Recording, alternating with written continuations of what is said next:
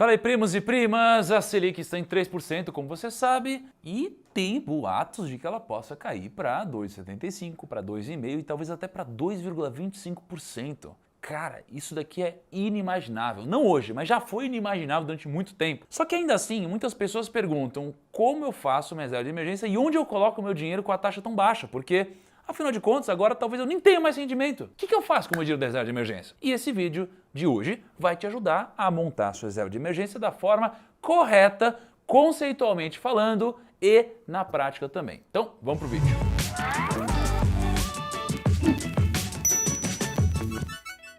A gente tem uma surpresa recente em que o Copom reduziu a taxa Selic para 3%.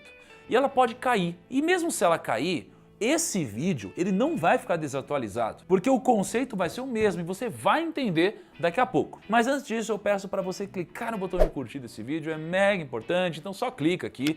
Acabou, é só isso que eu peço pra você, tá bom? Porque eu tô precisando que esse vídeo seja divulgado, preciso de dinheiro pra fazer a barba, cara, olha só. Olha como eu tô, Gui, todo descabelado, velho. Dinheiro tem, só não tem lugar aberto. Só não tem lugar aberto. Caramba, olha, me ajudem. O que eu faço?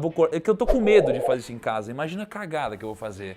Mas é por isso que você deve curtir o vídeo. Então, vamos começar. O maior erro que as pessoas cometem é querer investir em ações, investir em fundo imobiliário, investir em criptomoedas, investir em um monte de coisa, sem antes ter formado a reserva de emergência. Já falamos sobre isso algumas vezes aqui no canal, não é mesmo? Só que, mesmo tendo falado várias vezes, as pessoas continuam cometendo a mesma cagada.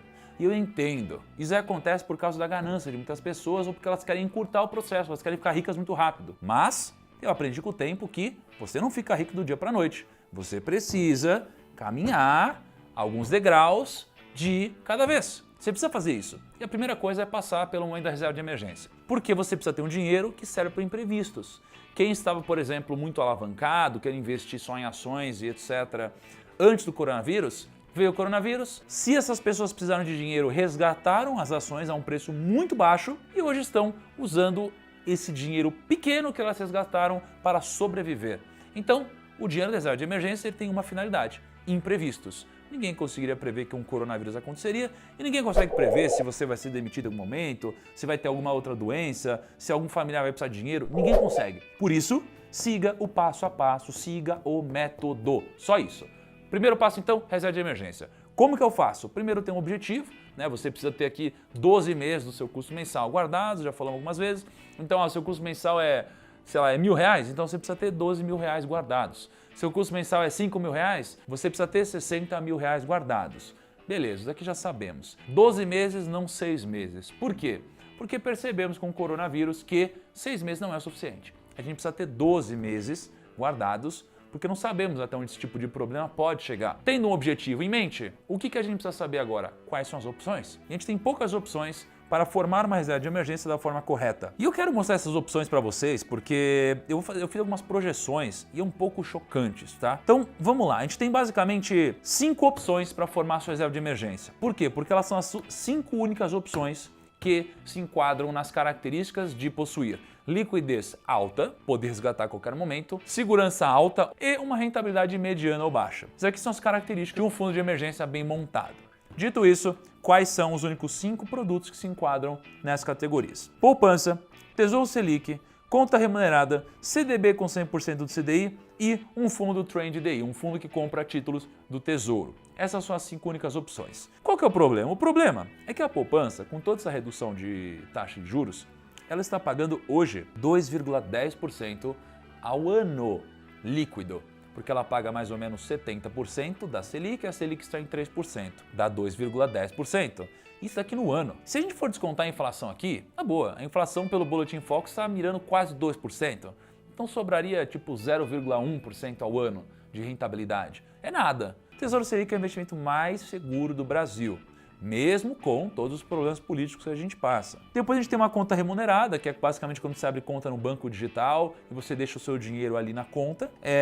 Você tem um CDB 100% CDI e você tem um fundo Trend DI que compra títulos do Tesouro. Eu mesmo tenho uma reserva de emergência nesse fundo, tá bom? Me conta uma coisa, eu falo sobre isso há alguns anos já e eu quero saber se você, primo e prima, já tem sua reserva de emergência formada e se ela está formada da forma correta. Deixa nos comentários se você já tem, deixa um joinha, deixa um sim, alguma coisa. E se você não tiver, e diz que você está no processo de formação também, que vai ser bonito participar dessa jornada junto contigo. Então eu separei alguns prós e contras para vocês terem uma ideia. Quando a gente está falando do Tesouro Selic, qual que é o pró? O pró é que ele é teoricamente o investimento de menor risco, já que o risco dele é o risco do país inteiro quebrar. E o contra dele é que o resgate só acontece em um dia. Então se você pedir o resgate hoje, vai acontecer amanhã. E a gente percebeu ao longo do coronavírus que em momentos de muito estresse, o governo pode dificultar um pouquinho isso daqui, pode dar algum problema na plataforma e você pode não conseguir resgatar em um único dia. Então isso daqui é uma preocupação. Conta remunerada. Qual que é o pró? A facilidade na hora de resgatar, porque o dinheiro já cai direto na conta corrente no D+0, no mesmo dia. E qual que é o contra? O risco é um pouco maior do que no Tesouro, se tem algumas outras variáveis aqui no meio. Quando a gente está falando de um CDB de 100% CDI, e deixando claro, é difícil você encontrar um CDB desse com pouco dinheiro em um banco grande, o pró é, você tem os mesmos benefícios da conta remunerada. É líquido, rende bem para um fundo de emergência e o contra também é o mesmo. Você tem outras variáveis que te expõem a um certo risco. Quando você está falando de um fundo Trend DI, qual que é o pró? Você tem o mesmo risco do Tesouro, porém com uma rentabilidade maior, porque você acaba, o fundo ele investe no título, mas ele não paga algumas taxas que você pagaria no Tesouro.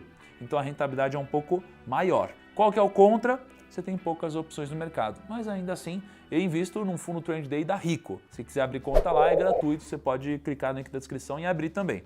Eu invisto por lá, tá? E eu separei algumas perguntas importantes aqui para você. Primeiro, Thiago, a diferença é tão pouca, eu prefiro deixar na poupança. É válido você pensar assim. O ponto é, a poupança tem uma falsa liquidez, porque ela só rende no aniversário. Então, se você investir no dia 5, só no outro dia 5 você vai ter rentabilidade. Investiu 100 mil. Se você resgatar no outro dia 4, você vai ter 100 mil ainda. Mas no dia 5 você tem a rentabilidade completa. Então, se você resgatar antes disso, você não tem nada de rentabilidade. Então, esse é o ponto preocupante da poupança. Segunda pergunta. Mas, Thiago, com a Selic rendendo tão pouco, não faz sentido eu mudar para algo que renda mais? Cuidado com esse tipo de pensamento. Porque a reserva de emergência ela não é para render, ela é para te dar segurança. É para te fazer passar por perrengue sem precisar botar o pé na lama, entendeu? É isso que você precisa fazer. E cuidado porque a maioria das pessoas escolhe investimentos errados para reserva de emergência.